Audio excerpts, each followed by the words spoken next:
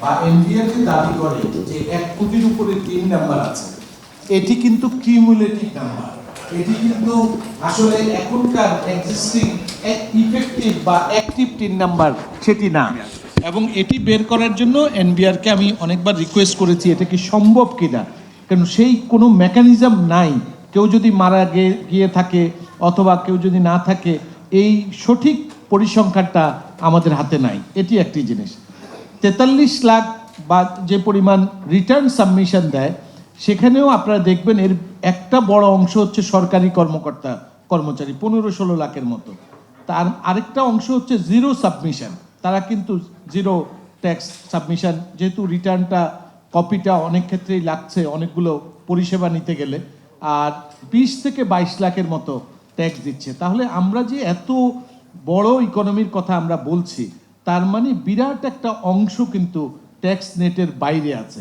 এখন এই ট্যাক্স নেটের বাইরে আনার জন্য যে উদ্যোগগুলো দরকার, যে অটোমেশনটা দরকার, তো সেই উদ্যোগটা অনুপস্থিত আছে, এবং সেটাকে সামনের দিকে নেওয়ার জন্য কি কি করণীয় দরকার সেটিও কিন্তু আলোকপাত করা হয়েছে, এবং একটা ম্যাট্রিক্সের মাধ্যমে সেখানে short term, medium term, long term সেই বিষয়গুলো দেওয়া আছে। তার মানে এখানে কিন্তু আমি মনে করি অন্তত 1 কোটির উপরে মানুষ এখানে, মানে ট্যাক্স পেয়ার্স আমরা যদি আইডেন্টিফাই করতে পারি, এটা জাস্ট আমি ধারণা করছি, বিভিন্ন যখন আলোচনা করেছি যে 1 কোটির উপরে যদি ট্যাক্স পেয়ার্স আমরা আইডেন্টিফাই করতে পারি, তাহলে কিন্তু আমাদের এই ট্যাক্স জিডিপি রেশিও, যেটা আমাদের একটা আমরা বলি যে one of the lowest in the world, এটাকে আমরা এগিয়ে নিয়ে যেতে পারি।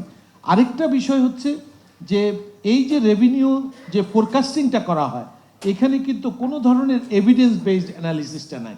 ইভেন এনবিআর এর যে রিসার্চ সেলটা আছে, সেটাও কিন্তু সেইভাবে তাদের কোনো গবেষণার কাজ বা সেই ধরনের কোনো সক্ষমতাও নাই।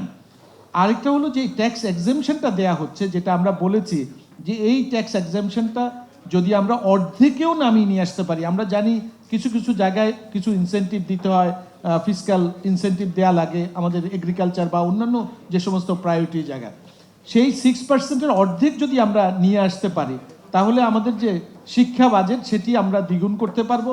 আমরা যদি সেটা হেলথে খরচ করি, সেটাকে আমরা 3 গুণ করতে পারবো। তো এইখানেও কিন্তু রেশনালাইজেশন, কোনো ধরনের মানে কোনো পদ্ধতি অবলম্বন করা হয় নাই, কিভাবে এই এক্সামশনগুলো দেওয়া হয়েছে সেটা কিন্তু রিভিউ করা দরকার। তো এই বিষয়গুলো আমি মনে করি যে আমরা একটা সাজেস্ট করেছি, বাইরে যেমন সোশ্যাল সিকিউরিটি নাম্বার আছে, 18 হওয়ার পরে তাকে একটা ইউনিক নাম্বার দেওয়া হয়, ওই ইউনিক নাম্বারটা তার হোল দ্য লাইফ তার থাকবে, তাকে আইডেন্টিফাই করার জন্য। আমার মনে হয় এগুলো সুইডেনে আছে, ইংল্যান্ডে আছে, মালয়েশিয়াতে আছে। তো সেরকম যদি একটা ব্যবস্থা আমরা করতে পারি, তাহলে আমরা ট্র্যাক করতে পারবো। আরেকটা স্যার, আমি আর কয়েকটা একটু অল্পতে শেষ করেছি, ইন্টার অপারেবিলিটি। সে ফর যে পরিমাণ ট্যাক্স হোল্ডিং নাম্বার আছে আমাদের সিটি কর্পোরেশনগুলোতে বা সারা দেশে, এই ট্যাক্স হোল্ডিং নাম্বারগুলোকেও আমরা যদি এনবিআর এর সাথে ইন্টার অপারেবিলিটি করতে পারি, কারণ যাদের হোল্ডিং নাম্বার আছে তারা কিন্তু আসলে ট্যাক্স দেওয়ার মতো, কিন্তু যেহেতু ইন্টার অপারেবিলিটি আমাদের সেই কোনো মেকানিজম নাই যে এনবিআর এর সাথে, যেমন বিআরটি এর সাথে আছে, সেভিং সার্টিফিকেটের সাথে আছে, তো সেই ইন্টার অপারেবিলিটির জায়গাটা কিন্তু আসলে খুবই গুরুত্বপূর্ণ। অর্থাৎ একটা ইন্টিগ্রেটেড সিস্টেম কিন্তু সেখানে আমাদের আনার কিন্তু একটা সুযোগ আছে। আরেকটা হলো, আপনি দেখবেন আমাদের যে ইনকাম ট্যাক্স আছে, তার টিডিএস থেকে, যেটাকে আমরা বলি ট্যাক্স ডিডাকশন অ্যাট সোর্স, সেটা কিন্তু 60%-এর উপরে আসে। এখন মনে করেন আমার যে সিলিংটা, আমি 10% হয়তো আমি কোথাও থেকে যদি আমি অনারিয়াম পাই, অ্যাট সোর্সে 10% কাটে, বাকি 15% আমি পরবর্তীতে দিলাম কি দিলাম না, সেটা কিন্তু এখন এক্সিস্টিং মেকানিজমে আসলে ট্রেস করাটা যাচ্ছে না। তো এরকম আরও যদি আমরা এরকম অটোমেশন করতে পারি এবং ডিজিটাল প্ল্যাটফর্মের মাধ্যমে করতে পারি, আমাদের ট্যাক্স জিডিপি রেশিও অনেক দূর নিয়ে যাওয়া সম্ভব।